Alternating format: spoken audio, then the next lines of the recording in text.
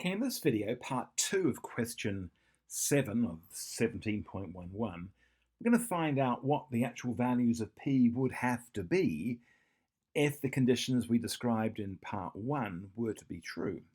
So we're going to look at the coefficients of these. So this is a 1, so a is equal to 1, b is equal to 8, and c is equal to p. So let's go ahead now. B squared minus 4ac, and we know that it has to be real and unequal. Well, if it's real and unequal, it has to be greater than 0 because it's going to have to be below the axis. There's going to be two separate parts. The moment it's equal, then it's equal to 0. The moment it's not real at all, it's above the axis and it doesn't cut at all. So let's fill in what we know. We've got a b here, so that's going to be 8 squared minus 4 times 1 times p is greater than 0. So 8 squared 64 minus, this is going to be 4p is greater than 0. So we want to get rid of the 64, so let's subtract 64 from both sides. Here we go. So subtract 64 from both sides, so negative 4p is greater than minus 64.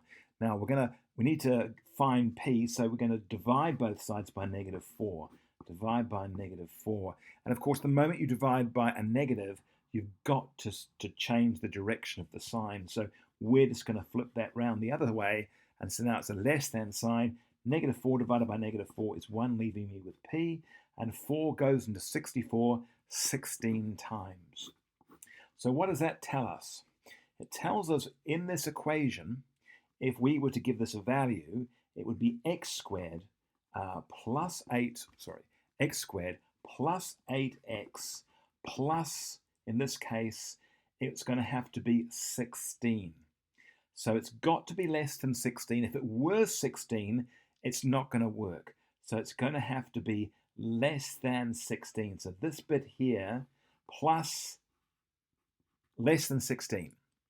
So it could be 15 or 14 or 13 or 12.72, anything as long as it's less than 16.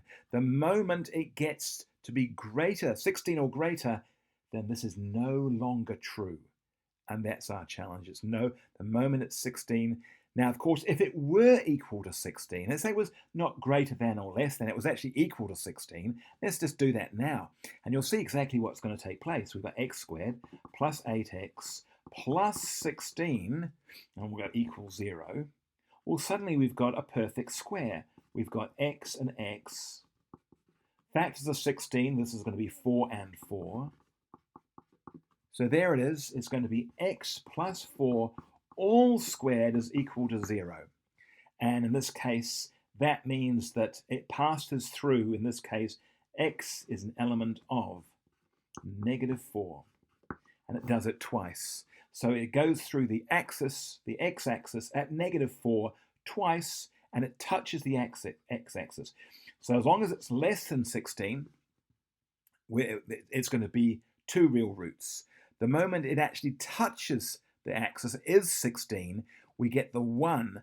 The moment it gets to be greater than that, though, then suddenly we've got no real roots. It's now moves above the x-axis. It's no longer touching the x-axis, and there's nothing to talk about. We no longer have two real or even one real root. It's above the axis, and suddenly there are no roots to talk about.